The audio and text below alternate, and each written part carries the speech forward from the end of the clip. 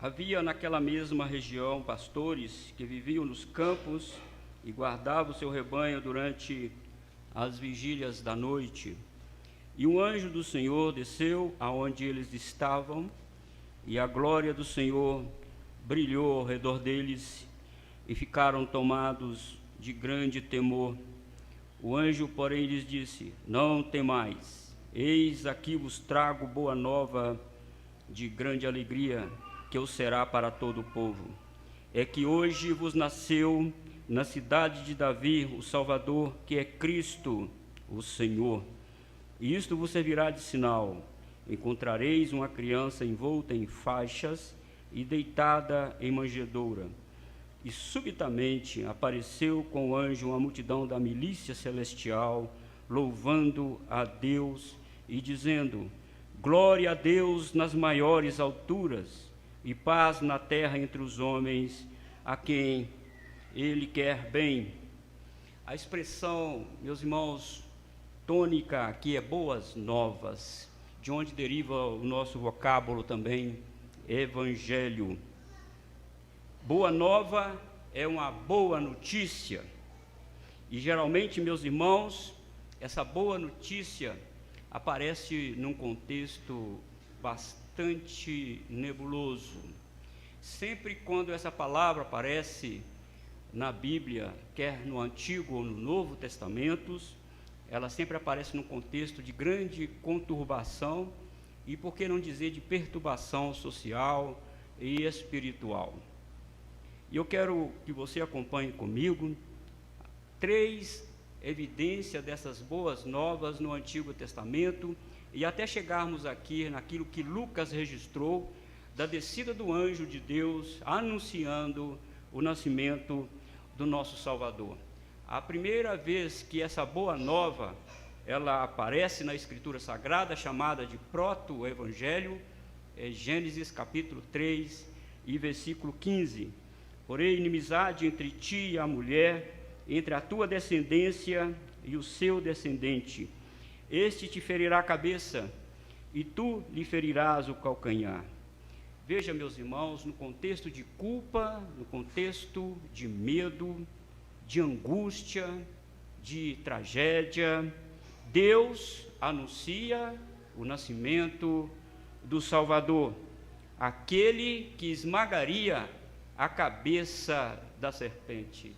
Acredito que a serpente já estava, continuava ali perto de Adão e Eva, quando Deus falou estas palavras. Na verdade, sim, porque essas palavras foram ditas diretamente para a serpente. Se o diabo ali na serpente estava se gabando de ter destruído a imagem e semelhança de Deus, de ter trazido o caos, o medo e a frustração para aquele casal, Deus vem agora e dá uma boa nova. Da semente da mulher nascerá um que esmagará a sua cabeça. Se você está rindo fora do tempo,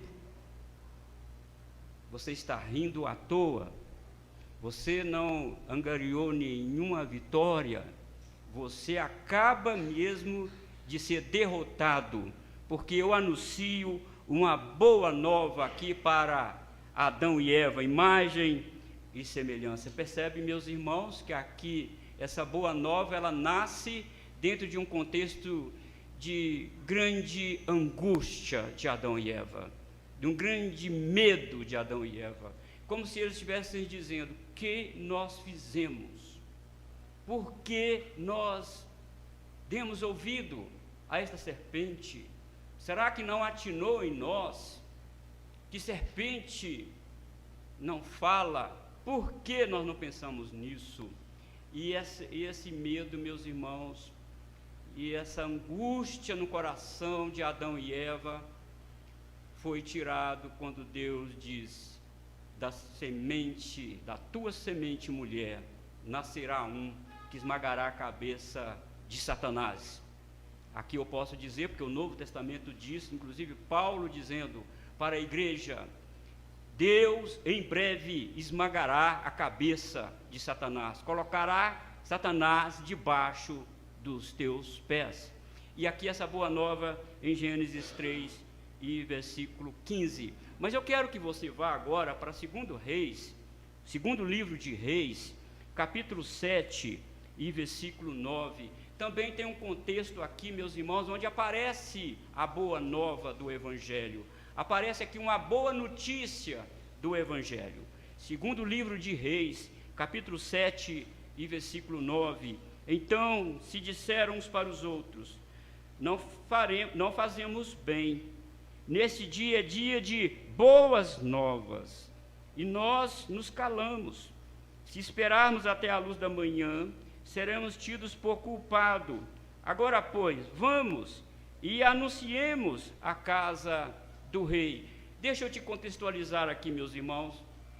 O reino da Síria tinha cercado Israel. O exército tinha cercado os muros da cidade para não entrar ninguém, para não sair ninguém.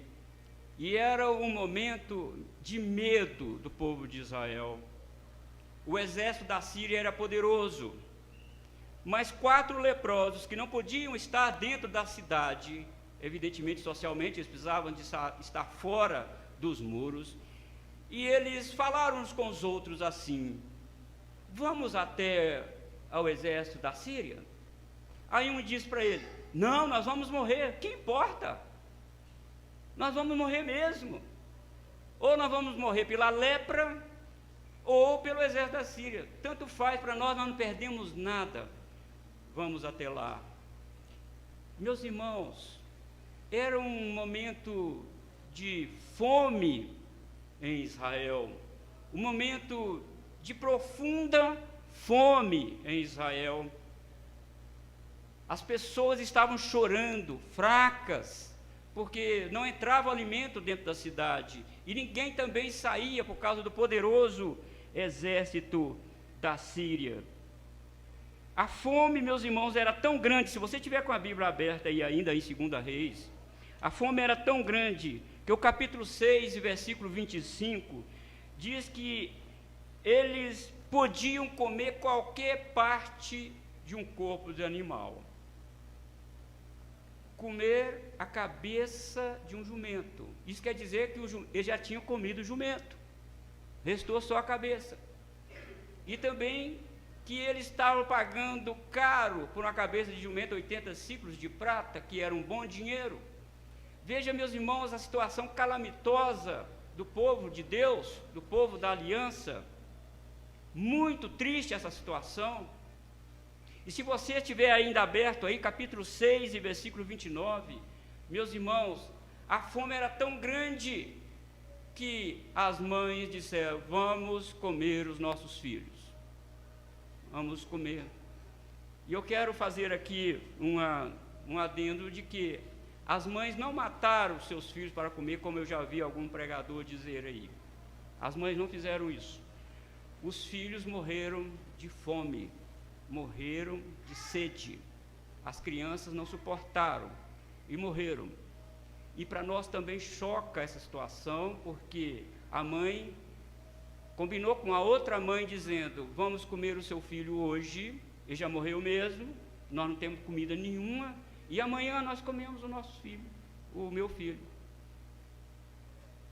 Percebe, meus irmãos, que situação medonha, que situação triste para aquele povo, o povo da aliança. Não podia comer jumento, não podia comer um burro, porque estava na lei, não podia, Israel não podia comer esse tipo de animal, era imundo. Mas é tão drástica a situação deles, que ele tinha comido o animal e a cabeça tinha alguns ossos lá para, digamos assim, cozinhar e beber lá uma sopa da cabeça do animal, e comer também esterco de pombo. Meus irmãos, de repente Deus envia um forte vento, um forte barulho no arraial da Síria, e eles, com medo de que Israel tinha alugado os heteus e os egípcios para lutarem contra eles, eles deixaram tudo, meus irmãos, para trás. Deixaram os animais lá, deixaram a comida, deixaram ouro, deixaram prata, e foi aí que entra os 4 leprosos, vão lá no arraial da Síria. Eles não sabiam o que tinha acontecido, porque ninguém ouviu esse barulho, só o exército da Síria ouviu esse barulho. Eles pensavam que era gritos de guerra. Percebe, meus irmãos, o que é que Deus faz? Amorosamente Deus socorre aquele povo que tinha quebrado a sua aliança, tinha abandonado Deus e voltado aos ídolos. Mas mesmo assim, meus irmãos, diante dessa calamidade de Israel, Deus faz aquele exército escutar um barulho que não existiu. Só eles escutaram esse barulho. E eles saíram correndo e deixaram tudo para trás. Aí os 4 leprosos vão lá no arraial do Sírio, encontra ouro, prata, comida, talvez muitas frutas, e eles comeram, esconderam o ouro para eles também, a prata, não sei para quê, porque eles iam morrer mesmo, né? Mas eles esconderam, é o homem, né? É o homem. Aí um deles falou assim: nós não podemos agir assim, nós não estamos fazendo bem não, nós devemos anunciar isso ao rei. E a boa nova, meus irmãos, veio de 4 leprosos. 4 leprosos. Percebe como é poderoso o nosso Deus, como é maravilhoso o nosso Deus. E ele se aproxima do muro de Jerusalém, do muro da cidade, e grita: ô porteiro, tem abundância de víveres. Os sírios foram embora e deixaram tudo para trás. E os porteiros do muro gritaram para o rei, e foram lá, meus irmãos, e se fartaram. Deus derrotou o exército da Síria e ainda deu alimento, salvou da morte, salvou da destruição aquela nação. Esta também é a segunda ocorrência da boa nova que nós vemos aqui, amados irmãos. Essa boa nova de salvação vieram ali de 4 leprosos. Deus fez um milagre, Deus fez isso. Mas aquele, se você ler o contexto, você sabe que um dos homens fortes do rei, porque o profeta Eliseu tinha predito que haveria abundância de víveres, que todo mundo ia se comer e se fartar, mas um do exército diz: de onde isso vai acontecer? Não vai acontecer isso. Esse profeta está ficando doido. E o profeta virou para ele e diz: vai haver abundância de víveres, mas você não vai comer. E sabe o que aconteceu? Ele foi até lá, depois do grito do porteiro, ele foi lá e a cavalaria passou por cima dele e ele morreu. E cumpriu a palavra do profeta. Deus falou, meus irmãos: vou dar a vocês abundância de víveres. Sabe o que é isso? Graça. Graça, porque Israel merecia ser destruída, porque tinha abandonado Deus, tinha adorado ídolos, e Deus agora liberta o seu povo com grande poder. Israel não moveu, meus irmãos, uma espada, nenhum soldado lutou. Deus fez isso para ele. Isso é graça. E o Evangelho é graça. O Evangelho é boa nova mesmo, é a graça do Senhor. Mas se você está ainda no Antigo Testamento, eu convido você para ir para Isaías capítulo 52 e versículo 7, livro do profeta Isaías 52 e versículo 7. Que formosos são sobre os montes os pés dos que anuncia as boas novas, que faz ouvir a paz, que anuncia coisas boas, que faz ouvir a salvação, que diz a Sião: o teu Deus reina. Veja aqui de novo, meus irmãos, um contexto de grande conturbação social e política também em Judá. As 10 tribos do norte já tinham sido extirpadas pelo governo da Assíria. Assurbanipal, em 722, derrotou Israel, as 10 tribos, levou para dentro de Samaria os assírios, e tirou de dentro de Samaria os judeus e levaram para a Síria. E nesse casamento dentro da cidade de Samaria, entre assírios e judeus, nasceram seus descendentes, que chamaram-se samaritanos, e foi uma bagunça na história de Israel. não se davam bem com os judeus. Judeus diziam: vocês são filhos de assírios, não são filhos de judeus, vocês são samaritanos, porque de fato Tiglat-Pileser II fez isso, enviando Assurbanipal para derrotar as 10 tribos em 722. E o profeta Isaías, meus irmãos, olha agora para Judá e vê também uma destruição para Judá. Era caótica a situação. Agora era o rei da Assíria, e não Síria, que estava na iminência de destruir Judá. Mas Deus afugentou a Assíria. Mas o profeta vê, meus irmãos, um futuro cinzento, nebuloso para a tribo de Judá. Irmão, só via más notícias lá naquela época. E o profeta, nesta visão profética, ele olha e exclama: que formosos são sobre os montes os pés do que anunciam as boas novas, que faz ouvir a paz, que anuncia coisas boas, que faz ouvir a salvação, que diz a Sião: o teu Deus reina. Que maravilha, meus irmãos, num momento de grande medo também do povo de Deus, o profeta diz: será que não vou ver ninguém descendo os montes, um mensageiro trazendo uma boa nova para nós? Será que nós não vamos ver, olhando para os montes, nós não vamos ver alguém trazendo uma mensagem: o Messias está vindo aí, alegrem-se, o teu Deus reina, o Messias está vindo aí. E o profeta Isaías diz: será que nós não vamos ver isso? Mas aí, se você estiver com a Bíblia ainda aberta, Isaías 61 e versículo 1.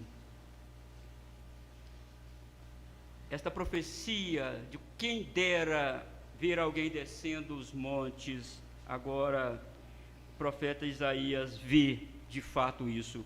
O Espírito do Senhor Deus está sobre mim, porque o Senhor me ungiu para pregar boas novas aos quebrantados, enviou-me a curar os quebrantados de coração, a proclamar libertação aos cativos e a pôr em liberdade os algemados. Esta era a situação, meus irmãos: preso pelo medo, preso pela angústia, algemado pelos pesados tributos que os caldeus imporiam sobre Judá. E Jesus, meus irmãos, quando ele entra na sinagoga, em Lucas capítulo 4, e versículo 16 a 21, ele lê esta passagem de Isaías 61, ele levanta lá na sinagoga e lê esta passagem, e ele olha para aquele povo que estava ali e diz: hoje se cumpriu a escritura que acabais de ouvir. Hoje se cumpriu. O profeta Isaías falou: meus irmãos, veja você, Isaías está profetizando aí num período de 740 a 680 anos antes de Cristo, e o povo de Israel estava necessitado de um Davi, de um novo Davi. Tinha 400 anos que Davi tinha morrido, e o anseio daquele povo de vir um guerreiro como Davi, para lutar as guerras de Deus e vencer as guerras de Deus, em nome de Deus, em favor de Israel, era grande, meus irmãos, era muito grande. E o profeta Isaías vê isso, ele vê na sua visão profética este Messias vindo, mas ele não viria como os judeus às vezes esperavam, porque o capítulo 53, ele fala do servo sofredor. Ele olha para esse Messias na cruz, ele vê esse Messias morto, morrendo, ensanguentado. Ele diz: olhávamos nós para ele, nenhuma beleza víamos para que o desejássemos.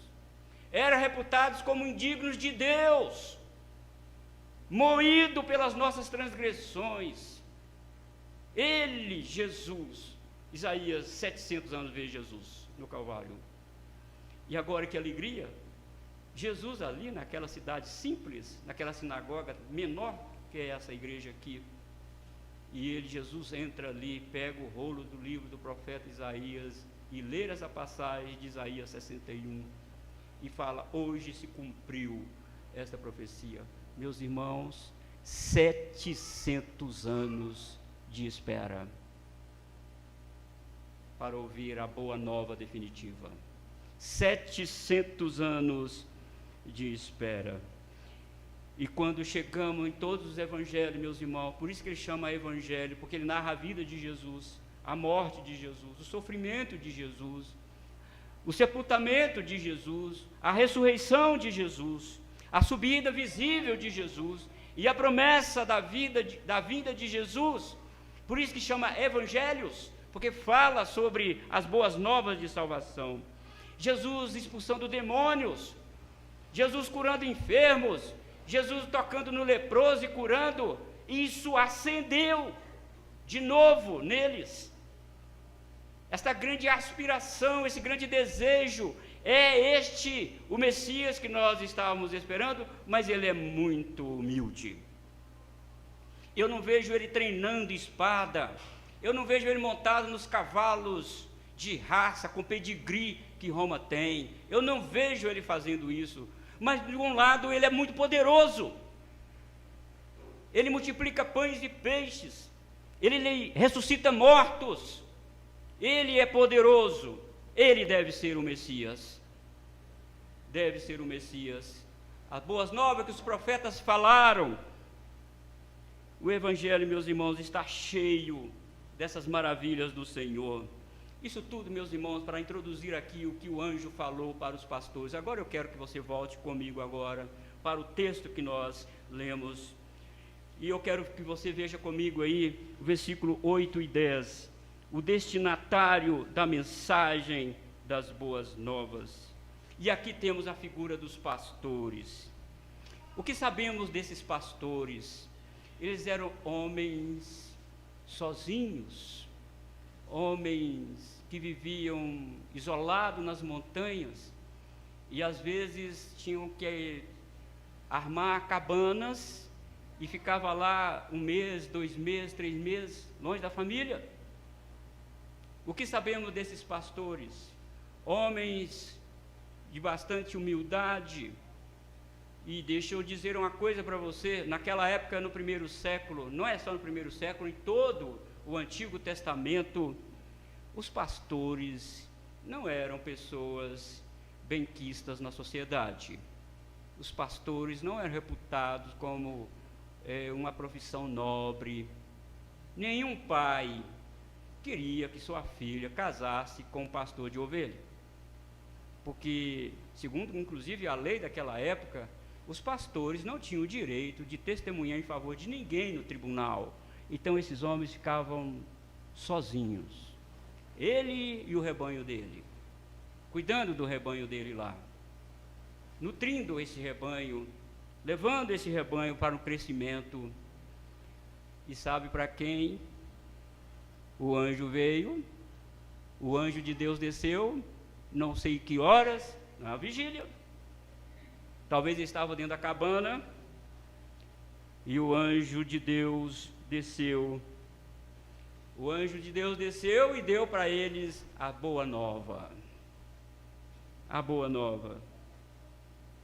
O anjo desceu aonde eles estavam, e a glória do Senhor brilhou ao redor deles, e ficaram tomados de grande temor. Não pensem vocês que quando o anjo de Deus desceu ali e clareou todo o local, que eles ficaram: olha que maravilha, que espetáculo da aurora boreal. Não, tem nada disso. Nada disso. Ficaram com medo. Que exército é esse? Que fenômeno é esse?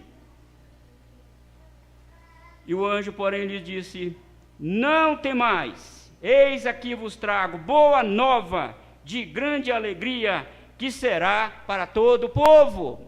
Maravilha isso, meus irmãos. Maravilha. O que Deus falou lá em Gênesis 3:15. o que Deus falou através desses 4 leprosos lá em Reis, o que Deus falou através dos profetas, e normalmente o profeta Isaías, o que Deus falou em todos os séculos, em todos os milênios, agora o anjo vem e fala para pastores, gente reputada como nada na sociedade, gente solitária, gente desprezada, ridicularizada pela sociedade. Eis que vos trago novas de grande alegria, que será para todo o povo. E o anjo tranquilizou o coração deles. Não fique com medo, porque eu estou vindo para trazer boa nova de grande alegria. E a mensagem de boas novas, meu irmão, tranquiliza o coração do aflito. Tranquiliza o coração do aflito. Produz, meus irmãos, esperança no nosso coração. Notícia ruim atrapalha até nosso psicológico. Ficar ouvindo notícia ruim. Eu adotei um método na minha vida. Eu não assisto televisão, porque é só assalto, enchente. Isso atrapalha a vida da gente. O que tem de bom em televisão? Nada. Não estou dizendo que você não deva assistir, não é isso que eu estou dizendo. Mas filtra esses negócios. Mas a boa nova, a boa notícia, ela traz esperança para o nosso coração, traz alegria para o nosso coração, nos faz, meus irmãos, esperançosos em Deus, nos faz, pular de alegria. E o que significa, meus irmãos, essas boas novas para o mundo? O que significa essa expressão, boas novas? Como o mundo encarava isso? Todos os reis, para perpetuar no poder, e a sua família também lá no poder, ele queria um filho. E quando o filho dele nascia, ele mandava um mensageiro dizer a boa nova para o reino todo: diga ao meu povo que o meu filho semideus nasceu. E o povo acreditava que aquele menino era um semideus que tinha acabado de nascer, um Deus na terra. E eles até acreditavam que o rei era mesmo um Deus na terra, que estava no lugar de Deus ali para abençoar o povo. Então, quando, meus irmãos, nascia um descendente na família do imperador, era uma festa, era uma notícia em todo. Isso era boa nova para o mundo antigo. Também tem um outro episódio da Boa Nova para o mundo antigo, quando o exército saía para guerrear. O inimigo é muito poderoso, o inimigo é muito bem armado, é muito forte. Como nós vamos fazer? Quando eles vinham, o exército vindo com o general inimigo amarrado, quase despido, para envergonhá-lo mesmo na cidade, o povo ia para as ruas com seus estandartes, com suas bandeiras, e gritavam boas novas e boas novas, porque o exército, os deuses deram vitória para o nosso exército. Mas as boas novas na Bíblia, meus irmãos, as boas novas na Bíblia é o nascimento do nosso Redentor, é o nascimento de Jesus Cristo. Jesus veio. Então, para quem é destinada a boa nova? É para gente como eu e você mesmo, que a sociedade não coloca na conta de gente sábia. Até mesmo eles chamam-nos de fundamentalistas, de gente que crê na Bíblia, gente que ainda crê nesse livro escrito por homens, evidentemente que não podia ser escrito por um leão. Meus irmãos, essa gente nos ridiculariza, nos menospreza, acha que nós somos acéfalos, sem cérebro, que não sabe pensar, não sabendo eles que as maiores universidades do mundo e as maiores e melhores universidades do mundo foram construídas por cristãos, inclusive pelos reformados, pelos reformadores, não sabendo ele que os médicos que ganharam o prêmio Nobel também eram de família cristã. A base do desenvolvimento do mundo sempre foi na família da aliança, sempre foi na família de Deus. Esta é a boa nova que o mundo não quer ouvir. ou faz de conta que não sabe. Agora, meus irmãos, no versículo 11 e 12, qual é o conteúdo desta mensagem das boas novas? Qual é o conteúdo? Deus desceu à terra, o divino assumiu a humanidade. Nunca em toda a profecia fez tanto significado a expressão Emanuel, Deus conosco. Deus desceu através de Jesus de Nazaré. Deus poderia ser tocado, Deus poderia ser visto, as pessoas poderiam dialogar com Deus pessoalmente. Deus desceu à terra. Esta é a maior boa nova que o mundo poderia ouvir. Deus estava ali presente. E esse cumprimento, meus irmãos, do profeta Isaías no 61, e é que também o anjo diz, é que hoje vos nasceu na cidade de Davi o Salvador, que é Cristo o Senhor. O anjo dá detalhes importantes da sua mensagem. Aquele que nasceu é da cidade de Davi.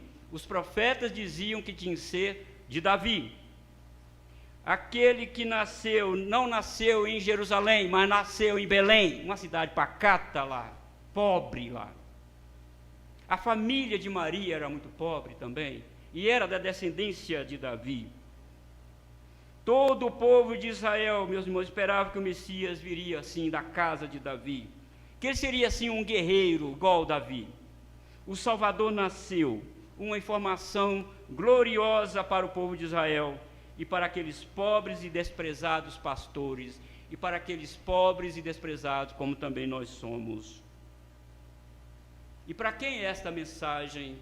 É para aquelas pessoas que, de contrito, coração contrito a Deus.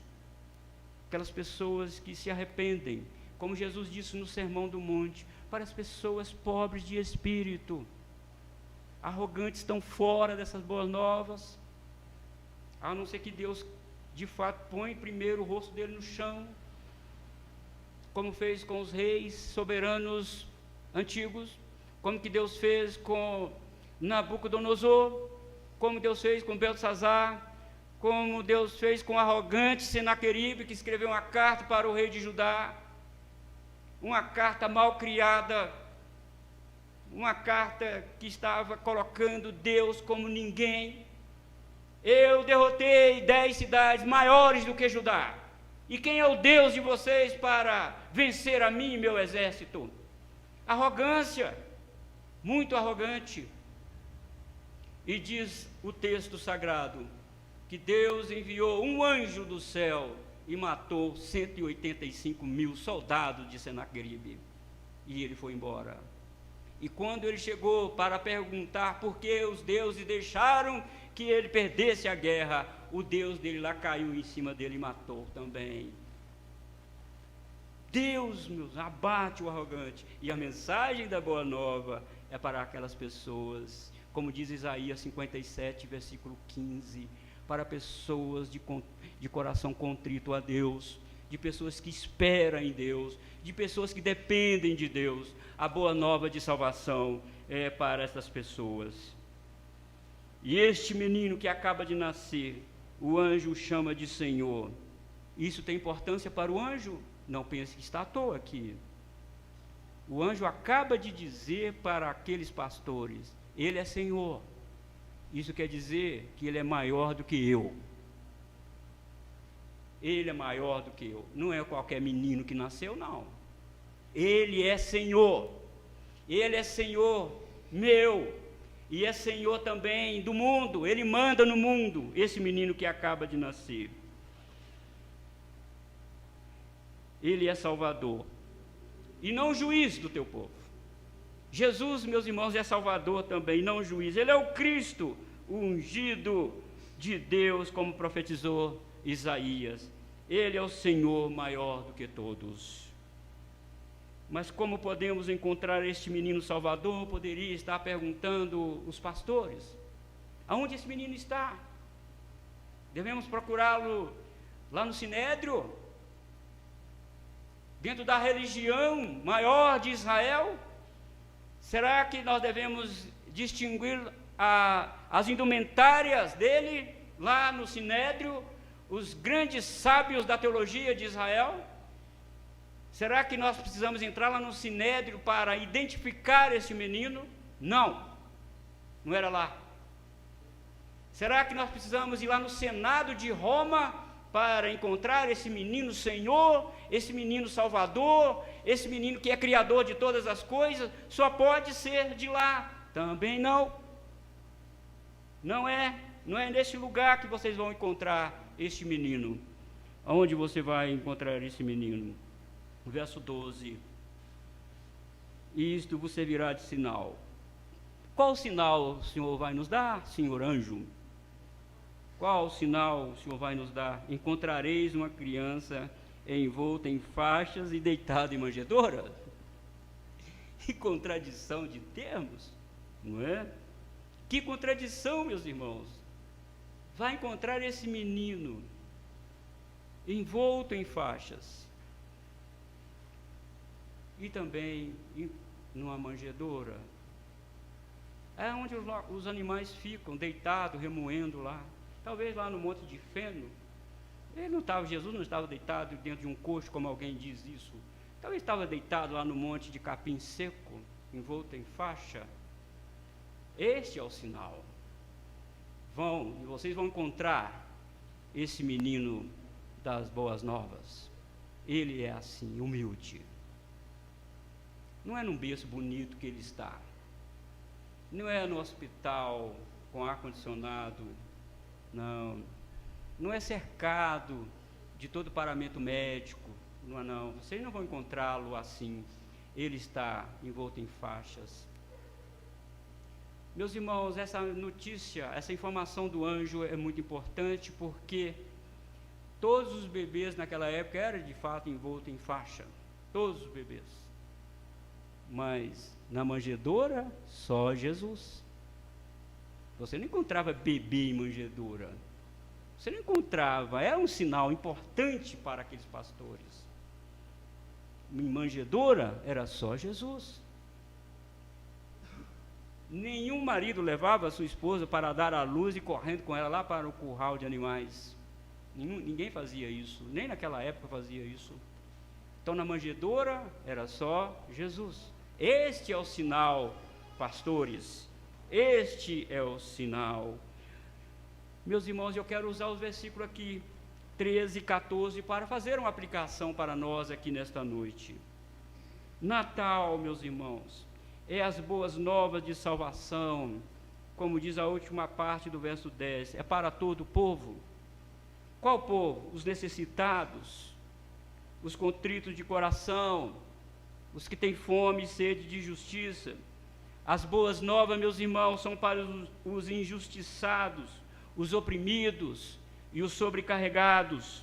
As boas novas são para aqueles como os pastores, para os quais o anjo apareceu. As boas novas são para os desprezados, os ridicularizados, que procuram a Deus em contrição de espírito. É para aqueles também que possuem riquezas, desde que o seu coração não seja posto no dinheiro, mas em Deus. Nós, meus irmãos, que pela graça já temos em nosso coração as boas novas de salvação, devemos agir como o anjo e demais que se ajuntaram naquela noite no recinto pastoril. O anjo estava dando ainda as boas novas para os pastores. Sabe quem mais desceu do céu? Uma milícia celestial. Milhares de anjos desceram ali. Pensa, você está conseguindo ver isso, meus irmãos, pela fé? Está conseguindo ver essas boas novas lá no seu nascedouro? Está conseguindo ver isso? O anjo, os pastores perplexos com aquele brilho, com aquele ser celestial ali, e de repente aparece milhares de anjos ali, e como se olhando para o céu, dizendo: glória a Deus nas alturas, paz na terra entre os homens. Esta é a boa nova, meus irmãos, do Evangelho. Isto é Natal. Nós comemoramos de fato o Natal. Isso, meus irmãos, traz alegria e esperança para o nosso coração. Por isso que o versículo 13 diz que apareceu lá milícias das ordens celestiais ali, cantando glória a Deus nas alturas. Natal, meus irmãos, Natal é tributar ao Senhor toda a glória com a nossa vida durante o ano todo, e não somente nas comemorações festivas. É dizer para o mundo que ele não tem a última palavra sobre nós. É para dizer para os sírios, para os assírios, para os inimigos da igreja, para os políticos soberbos, que Jesus é o nosso Senhor. Ele é o nosso Senhor. Ele é o nosso dono. Ele manda no mundo. Ele governa a minha família e a sua família. Ele cuida de nós. Isso traz, meus irmãos, grande alegria para o nosso coração neste dia, neste domingo que antecede o Natal. Não é, meus irmãos, o Estado, não é o político, é o Senhor Jesus Cristo. Isso é Natal. Para nós que já temos, irmãos, o verdadeiro Natal, pouco importa se o ano que vem vai ser bom ou melhor, para nós também não importa isso. Não importa. Para nós o que importa é que Jesus já decretou a nossa vitória. Porque ele veio e morreu naquela fatídica cruz. Porque nós, irmãos, somos aqueles igual os 4 leprosos, que não merecíamos ouro, não merecia nada, não merecíamos alimento, não merecíamos nada. E nós fomos lá, e Deus usou o arraial dos círios para alimentar, inclusive, o seu povo. E o anjo deu um sinal para os pastores. Jesus estava envolto com faixa. O Natal genuíno e verdadeiro não é nada pomposo. E também não estou dizendo que você não deve usar roupas caras, né? Que você deve usar roupas de sedas, né? E também não estou dizendo que você não deva usar lá uma bebida, não estou dizendo isso. Eu te aconselho a fugir disso, né? Natal, meus irmãos, não é nada pomposo. Cristo não precisa disso, e nós também não precisamos. Jesus não precisou de um berço bonito. Jesus não precisou de estar num hotel 5 estrelas. Jesus não precisou estar no hospital. Jesus não precisou disso. Ele é o Senhor de todas as coisas. E é Ele, como diz o Salmo 103, bendize, ó minha alma, ao Senhor. E tudo que em mim bendiga o seu santo nome. E não te esqueças, meus amados irmãos, Igreja Presbiteriana do Guanabara, não se esqueça de nenhum benefício que Deus fez a vocês nesse ano. Não se esqueça disso. Isto é Natal. Nós comemoramos Natal 365 dias no ano. Não é só nesse dia. Os anjos não disseram: encontrareis um grupo com muitas garrafas de champanhe, vinhos caríssimos, carnes exóticas e muita dança. O anjo não disse isso. Encontrareis uma criança envolta em faixas e deitada em manjedoura. Natal, meus irmãos, é a libertação dos algemados. Natal é a libertação dos presos. Natal é derrota do inimigo. Natal é esperança e vida eterna. É glória a Deus e paz entre os homens. Comemorar o Natal sem a chancela das Escrituras, meus irmãos, é comemoração da carne e não do Espírito. Acredito que Jesus não era, meus irmãos, o único bebê ali, mas envolto em manjedoura, era só ele, humilde. Humilde. Jesus está no meio do seu povo, também humilde. Que o Senhor Jesus abençoe a sua vida. Que o Senhor Jesus te proteja. Que o Senhor Jesus implante essas verdades das boas novas cada dia mais no seu coração. Que você viva, meus irmãos, que nós vivamos o Natal. E o Natal é as boas novas, e as boas novas é Deus conosco, é o Emanuel, Ele está conosco. Que venha 2026, não importa. Para nós, de novo, é outro Natal, continua o Natal, continua a vitória. E o maior Natal de todos, meus irmãos, a consumação, é quando nós ouvimos o grito, que segundo Apocalipse capítulo 11, vai ouvir uma voz no céu de sobe para aqui. Vamos ficar de pé e vamos orar.